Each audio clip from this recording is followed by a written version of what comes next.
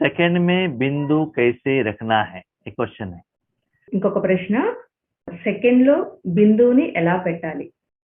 तो एक है ज्ञान के आधार पर बिंदु लगाना, జ్ఞానం ఆధారంగా బిందువు పెట్టాలి. एक विधि, फर्स्ट विधि है ज्ञान के आधार पर बिंदु लगाना। ఒక విధి ఏమిటంటే జ్ఞానం యొక్క ఆధారంతో బిందువు పెట్టాలి.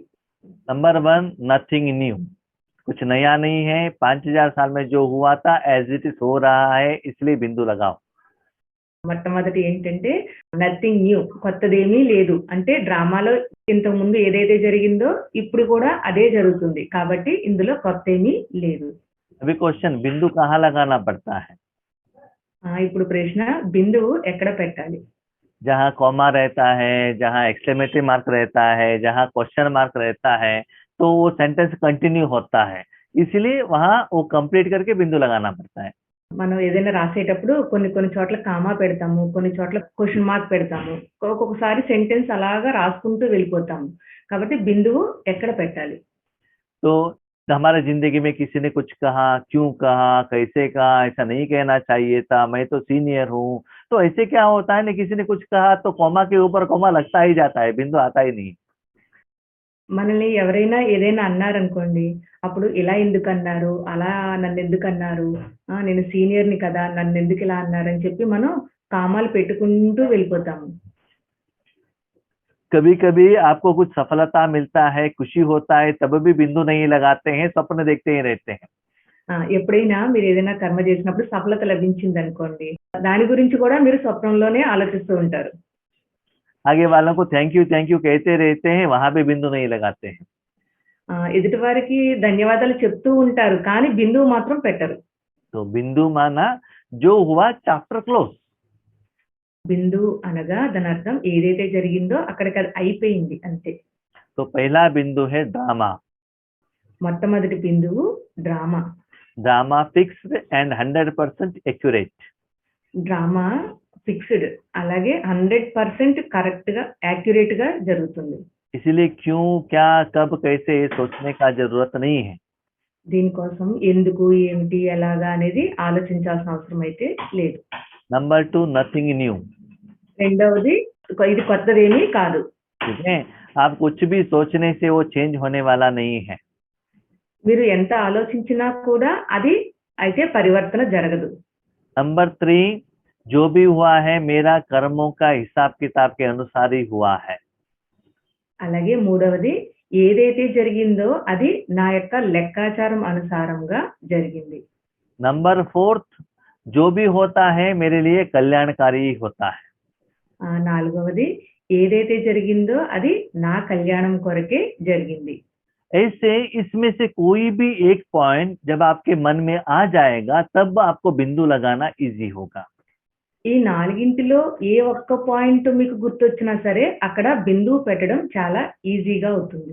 लेकिन हमको क्या होता है, जो कुछ भी करना है, सोचना है, जिनको डांटना है, चिंतन करना है, चिंता, वो सभी होने के बाद हमको ड्रामा है ना लास्ट में याद आता है। ఆలోచించవలసిందంతా ఆలోచించిన తర్వాత అప్పుడు లాస్ట్ లో గుర్తొస్తుంది, ఇదంతా డ్రామా కదా అని చెప్పి అప్పుడు బిందువు పెడతారు. उसके बदले पहले का ड्रामा का आ जाता है तो वहां बिंदु लग जाता है। ఏదైతే సమస్య వచ్చిందో అప్పుడే డ్రామాని గుర్తుంచుకున్నట్లయితే వెంటనే బిందువు పెట్టగలుగుతారు. उसके साथ जब आपको समस्या आता है तो बिंदु में समा जाएंगे तो सब समस्या से बाहर आने के लिए बाबा शक्ति देता है। ఏదైనా సమస్య వచ్చినప్పుడు బిందువైన బాబాలో ఎప్పుడైతే ఇమిడిపోతారో అప్పుడు బాబా మిమ్మల్ని ఆ సమస్య నుంచి బయటకి తీసుకొస్తారు. आप मन मत में सोचते ही रहेंगे तो बाबा का शक्ति आपको नहीं मिलेगा, वो प्रॉब्लम सॉल्व नहीं होगा। మీరు మీ మనమతం అనుసారంగా ఆ సమస్య గురించి ఆలోచిస్తూ ఉన్నట్లయితే మీకు శక్తి లభించదు, ఆ సమస్య కూడా తీరదు. क्योंकि आप मन मत और परमत के ऊपर डिपेंड होते हैं तो बाबा से शक्ति नहीं लेते हैं। ఎందుకంటే మీరు మనమతము లేదా పరమతము మీద ఆధారపడి ఉంటారు, అందుకు మీ తండ్రి నుంచి శక్తిని తీసుకోరు. इसीलिए विधि ये है, आपकी जिंदगी में कुछ भी होता है आकर एक जगह पर बैठकर या कर्म करते वो सभी सिचुएशंस जो भी है बाबा को बताइए। అందుకే మీ జీవితంలో ఏది జరిగినా సరే, ఏ సమస్య వచ్చినా సరే మొదట ఒక చోట కూర్చుని బాబాకి అన్ని వివరించి చెప్పండి. आपके पास टाइम नहीं है, चलते फिरते भी वो जो भी सिचुएशन बाबा को बता सकते हैं। ఒకవేళ టైం లేనట్లయితే నడుస్తూ తిరుగుతూ కూడా ఆ పరిస్థితిని బాబాకి వివరించవచ్చు. चाहे अच्छा सब्जेक्ट हो, चाहे बुरा हो, चाहे सुख का हो, दुख का हो, जो भी है बाबा को बताते जाइएगा।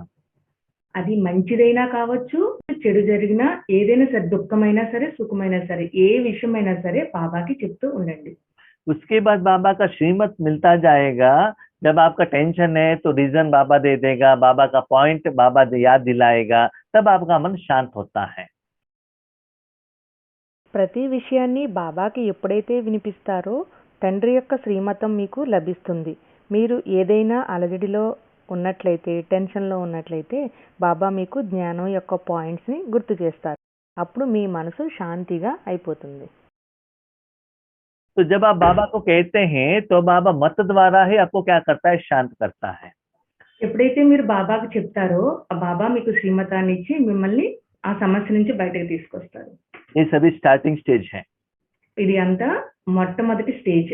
हम क्या करते हैं, वो समस्या में गिरते हैं, जितना होता है उतना ट्राई करते हैं, उसके बाद निमित्तों को कहते हैं, उसके बाद लास्ट बाबा के पास आ जाते हैं तो समस्या इतना बड़ा हो गया होता है।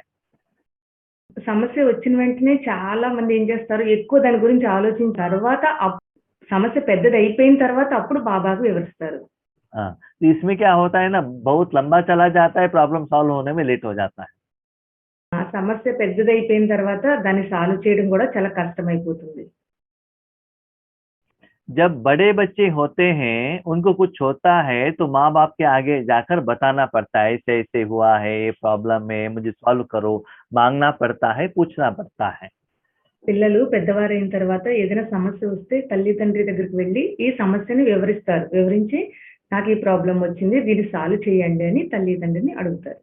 लेकिन जब छोटे बच्चों को प्रॉब्लम आता है, वो आकर सिर्फ माँ के गोद में आकर बैठ जाता है, उनको कहने का भी जरूरत नहीं रहता है, उनको क्यों खुशी है, क्या दुख हुआ है, माँ को ही पता चलता है, कहने का दरकार नहीं रहता है। అదే చిన్న పిల్లవాడు అయినట్లయితే ఏదైనా సమస్య వస్తే వెళ్ళిపోయి అమ్మ ఒడిలో కూర్చుంటాడు. అప్పుడు అమ్మకి అర్థమవుతుంది ఆ పిల్లవాడికి ఏది చేస్తే సుఖంగా ఉంటాడు, ఏది చేస్తే సంతోషంగా ఉంటాడు, ఏది జరిగితే దుఃఖంతో ఉంటాడో అమ్మకి తెలుసు. కాబట్టి ఏం చేయాలో కూడా అమ్మకి తెలుసు. जितना भी छोटे बच्चों को दर्द हो, माँ ने गोद में ले लिया, वो छोटे बच्चा क्या करेगा, माँ के गोद के प्यार से वो दर्द को भूल जाएगा, कंप्लेंट को भूल जाएगा। చిన్నపిల్లవాడు బాధతో అమ్మ ఒడిలోకి వెళ్తాడు. అమ్మ ఒకసారి ఒడిలోకి తీసుకోగానే ఎంత బాధ ఉన్నా సరే ఆ చిన్నపిల్లవాడు మర్చిపోతాడు. जब कुत्ता भगाकर आ गया है, माँ के गोद में जाकर बैठ गया है, कुत्ता भी भाग जाएगा और छोटे बच्चे भी खुश हो जाएंगे। ఆ పిల్లవాడిని కుక్క పరిగెంటించింది అనుకోండి, వెళ్ళి వెంటనే అమ్మ ఒడిలో కూర్చుంటాడు. అమ్మని చూడంగానే కుక్క పారిపోతుంది. అప్పుడు ఆ పిల్లవాడు చాలా సంతోషంగా ఉంటాడు. तो ऐसे जितना अनजान बनकर सर्व समर्पण होकर सारे बाबा को देकर बिंदु बैठते हैं, उतना आपकी समस्या बहुत फास्ट सॉल्व होता है। ఇలా మీరు ఎంత అమాయకంగా అంటే చిన్న పిల్లలుగా అయ్యి తండ్రికి సర్వ సమర్పణ చేసి అన్నీ బాబాకి ఇచ్చేసి బిందువు పెడతారో అప్పుడే మీ సమస్యలన్నీ చాలా తొందరగా తీరిపోతాయి. तो अंत में क्या होता है ना, जो भी होता है तुरंत मन को लेकर जाके बाबा में रख दो, तो फास्ट आपका प्रॉब्लम क्या होगा, सॉल्व होगा। సమస్య వచ్చిన వెంటనే మీ మనసును తీసుకెళ్లి వెంటనే బాబా దగ్గర పెట్టండి. అప్పుడు మీ ప్రాబ్లం కూడా అంతే ఈజీగా సాల్వ్ అయిపోతుంది. बाबा को कहने का भी जरूरत नहीं है, क्योंकि आपने सब कुछ बाबा को दे दिया है, बाबा आपको देखते ही रहता है। బాబాకి అప్పుడు మీ సమస్యను వివరించాల్సిన పని లేదు, ఎందుకంటే మీరు అంతా బాబాకి సమర్పణ చేసేసారు కదా, అందుకు అంతా బాబానే చూసుకుంటారు. जैसे माँ की गोद में जो बच्चा है, उनको कुछ चाहिए तो उन्होंने एक बार रो लिया तो हो गया, माँ को पता चलता है बच्चा क्यों रो रहा है। పిల్లవాడికి ఏదైనా కావాలన్నట్లయితే అమ్మ ఒడిలోకి వెళ్ళి కూర్చుని ఏడవడం మొదలు పెడతాడు. కొంచెం ఏడిస్తే చాలు, ఏది కావాలో అమ్మ వెంటనే ఇచ్చేస్తుంది. माँ के गोद में बैठकर रोना नहीं है, माँ के गोद में ही बैठना है, सदा सदा नीचे नहीं उठना चाहिए, वहां ही बैठना है। तो उन्होंने क्या क्या किया है, क्या नहीं किया है, माँ को मालूम है अभी उनको क्या चाहिए, इसलिए क्या रो रहा है, उनको पता चलता है। जब आप नीचे आते हो तो आपने क्या किया उनको पता नहीं चलता है। అమ్మఒడి నుంచి దిగకూడదు. సదా అమ్మఒడిలోనే ఉండాలి. సదా ఎప్పుడైతే అమ్మఒడిలో ఉంటామో, మనం ఏం చేస్తున్నామో, ఎలా చేస్తున్నామో, మనకి ఏది కావాలో అమ్మకి అర్థమవుతుంది. మనకి ఎప్పుడు ఏది ఎలా కావాలో అప్పుడు అమ్మకి అర్థమవుతుంది. కాబట్టి సదా అమ్మఒడిలోనే ఉండాలి. अम्मा को क्यों पता चलता है? क्योंकि सुबह से वही करता है ना, वही कर रही है, उनके गोद में चुपचाप आप बैठे हैं, इसीलिए उनको मालूम है क्या क्या किया है क्या नहीं किया है, इसीलिए क्यों रो रहा है उनको पता चलता है। आप करेंगे तो उनको पता नहीं चलेगा ना। అమ్మకే ఎందుకు తెలుస్తుంది అంటే ఉదయం నుంచి అన్నీ అమ్మే చేస్తుంది కదా. మీరు సైలెంట్గా అమ్మఒడిలో కూర్చున్నట్లయితే అమ్మకే తెలుసు మీకు ఉదయం నుంచి ఏమేమి చేసిందో ఇంకా ఏమేమి చెయ్యాలో. ఒకవేళ ఆ పిల్లవాడు ఏడ్చినా ఎందుకు ఏడుస్తున్నాడో కూడా అమ్మకే తెలుస్తుంది. మీకు మీరు చేసుకున్నట్లయితే అమ్మకెలా తెలుస్తుంది? आज मैंने क्या नहीं किया इसलिए मेरा बच्चा रो रहा है, अभी तक क्या किया है, आज क्या नहीं दिया है इसलिए वो झगड़ा कर रहे हैं, माँ को पता चलता है। అప్పుడు అమ్మకి తెలుస్తుంది. ఒకవేళ పిల్లవాడు ఏడ్చినట్లయితే ఎందుకు ఏడుస్తున్నాడు, ఈ రోజు నేను ఏం చేయలేదు, ఏమి ఇవ్వలేదు, ఇప్పుడు ఏం కావాలి, ఎందుకు ఏడుస్తున్నాడు అనేది అమ్మకే అర్థమవుతుంది. इस टाइम में मैं बच्चों को क्या देती थी, दूध देती थी, दूध नहीं दिया इसलिए बच्चा रो रहा है, उनको पता चलता है, तुरंत वो सॉल्यूशन दे देगी। ఒకవేళ పిల్లవాడు ఏడుస్తున్నాడు అనుకోండి, అప్పుడు అమ్మకి అర్థమవుతుంది పాలు ఇచ్చే సమయం కదా అందుకే ఏడుస్తున్నాడు, అందుకు అమ్మ అప్పుడు అర్థం చేసుకుని పాలు పడుతుంది. एक बार बिंदु स्थिति में रहने से बार बार बिंदु लगाने का जरूरत नहीं रहता है। సదా బిందు స్థితిలో ఉన్నట్లయితే పదే పదే బిందువు పెట్టాల్సిన అవసరం ఉండదు. लेकिन ऐसे समस्या आने से मन को क्या करो, सबसे हटाओ, सिर्फ बाबा में रखो बस। ఏదైనా సమస్య వచ్చినప్పుడు మనసుని అన్నింటి మీద నుంచి తీసివేసి కేవలం ఒక్క బాబా దగ్గరే ఉంచండి అంతే. तो बिंदु स्थिति में रहने से क्या करना है बाबा ही डिसाइड करेगा और बाबा ही कर्म करेगा। మీరు ఆ బిందు స్థితిలోనే స్థితి అయినట్లయితే ఏమి చెయ్యాలో ఎలా చెయ్యాలో అంతా బాబానే చూసుకుంటారు. तुरंत बाबा उस समस्या का समाधान देगा। వెంటనే బాబా ఆ సమస్యకి సమాధానం కూడా ఇస్తారు. आपको बाबा को कुछ कहने का जरूरत नहीं रहता है। అప్పుడు మీరు బాబాకి ఏమి చెప్పాల్సిన అవసరం కూడా ఉండదు. जैसे कि कोई पेशेंट आईसीयू में एडमिटेड है, थोड़ा कुछ प्रॉब्लम बताए तो डॉक्टर के समझ में आता है, क्योंकि वो कनेक्टेड है मशीन से, बीपी वेरिएशन शुगर वेरिएशन सब दिखाई देता है। जब पेशेंट घर में रहता है तो वो सभी टेस्टिंग करने के लिए टाइम लगता है। అదే పేషెంట్ ఐసీయూలో అడ్మిట్ అయ్యి సమస్య ఏంటనేది కొంచెం చెప్పగానే డాక్టర్కి అర్థమైపోతుంది. ఎందుకంటే ఆ పేషెంట్ కి అన్ని మిషన్స్ అమర్చబడి ఉంటాయి. బీపీ ఎంత ఉంది, షుగర్ ఎంత ఉంది, ఆ మానిటర్ లో కనిపిస్తూ ఉంటాయి. అదే పేషెంట్ ఇంట్లో ఉన్నట్లయితే అన్ని చెక్ చేసి చూడాల్సి వస్తుంది డాక్టర్ కి. ऐसे ही आगे आगे हमको क्या करना है, समस्या आ गया बाबा में जाकर बैठ जाओ। ముందుకు వెళ్తున్న కొద్దీ ఏం చేయాలంటే సమస్య రాగానే బాబా దగ్గరికి వెళ్ళిపోయి కూర్చోండి. वही बात बाबा ने संडे मुरली में कहा था, वाचा और कर्मणा का बचत का स्कीम रखो। అందుకే బాబా కిందటి ఆదివారం మురళిలో చెప్పారు, వాచా కర్మణ పొదుపు చేసుకునే స్కీమ్ గురించి బాబా చెప్పారు కదా. तो बाबा को लंबा चौड़ा कुछ कहने का जरूरत नहीं है, आ गया बिंदु शांत हो जाओ, प्रॉब्लम सॉल्व हो जाएगा। బాబా ముందు కూర్చుని సమస్య పెద్దదిగా వివరించి చెప్పాల్సిన అవసరం లేదు.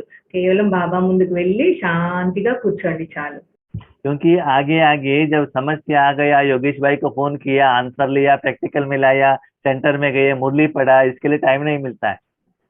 రాబోయే రోజుల్లో సమస్య వచ్చినాక యోగేష్ భాయ్ ఫోన్ చేసి చెప్పడం, యోగేష్ భాయ్ సమాధానం ఇచ్చిన తర్వాత ధారణ చేయడం, లేకపోతే సెంటర్కి వెళ్ళి మురళి వినడం, వీటన్నింటికి సమయం అప్పుడు లభించదు. एक सेकेंड ही टाइम रहता है, आपको फास्ट डिसाइड करना पड़ता है। ఒక్క సెకండ్ మాత్రమే సమయం ఉంటుంది, ఫాస్ట్ గా మీరు నిర్ణయం తీసుకోవాలి. बाबा को कहने के भी आपके पास टाइम नहीं रहता है। బాబాకి చెప్పడానికి కూడా ఆ టైం ఉండదట అప్పుడు. तो ये विधि उस समय अप्लाई करना पड़ता है। ఇప్పటి నుంచే ఈ విధిని మీరు అప్లై చేయాలి. तो निरंतर अभ्यास चाहिए। దీనికోసం నిరంతరం అభ్యాసం చేయాలి. इसे जब भी समस्या आए क्या कीजिएगा, शांत। ఇప్పటి నుంచే ఏ సమస్య వచ్చినా సరే శాంతిగా ఉండడం అలవాటు చేసుకోండి. छोटे बच्चों को कुछ होता है, माँ के गोद में आता है और के गले लगा लेता है, बस चैप्टर क्लोज। చిన్నపిల్లవాడికి సమస్య రాగానే వచ్చి అమ్మ ఒడిలో కూర్చుని అమ్మ మెడ పట్టుకుని కవలించుకుని కూర్చుంటాడు అంతే. बाजू घर में जाकर उस बच्चे को थप्पड़ लगाकर आता है माँ के गोद में आकर कि वो चुपचाप रहता है। झगड़ा करना माँ का काम। పక్కింటి పిల్లవాడిని కొట్టేసి ఇంటికి వచ్చి అమ్మ ఒళ్ళో కూర్చుని అమ్మని పట్టుకుని కూర్చుండిపోతాడు. తిరిగి దెబ్బలాడాల్సిన పని ఎవరికి పడుతున్నప్పుడు అమ్మకి పడుతుంది ఆ పని. वो घर वाले ये घर वाले दोनों झगड़ा करते रहते हैं, बच्चे एक हो जाते हैं। ఈ ఇంటి వాళ్ళు పక్కింటి వాళ్ళు దెబ్బలాడుకుంటూ ఉంటారు. పిల్లలిద్దరు మాత్రం కలిసి ఆడుకోవడం మొదలు పెడతారు. ठीक है, तो ऐसे क्या करना है, जो बाबा जिम्मेवारी लेता है उनको दे देना है, आपको सिर्फ बिंदु बनकर रहना है। బాధ్యత ఏదైతే ఉందో అది బాబాకి ఇచ్చేసేయండి. మీరు కేవలం శాంతిగా బిందు స్థితిలో కూర్చోండి. एक है ज्ञान के आधार पर बिंदु लगाना, दूसरा है योग के आधार पर बिंदु बन जाना। ఒకటి జ్ఞానం ఆధారంతో బిందువు పెట్టడము, రెండవది యోగం ఆధారంతో బిందువుగా అయిపోవడం. ठीक है, तो योग के आधार पर बिंदु लगाना सहज है और फास्ट रिजल्ट आता है। యోగం ఆధారంతో బిందువు పెట్టడం చాలా ఈజీగా ఉంటుంది, సహజంగా కూడా ఉంటుంది. Okay okay.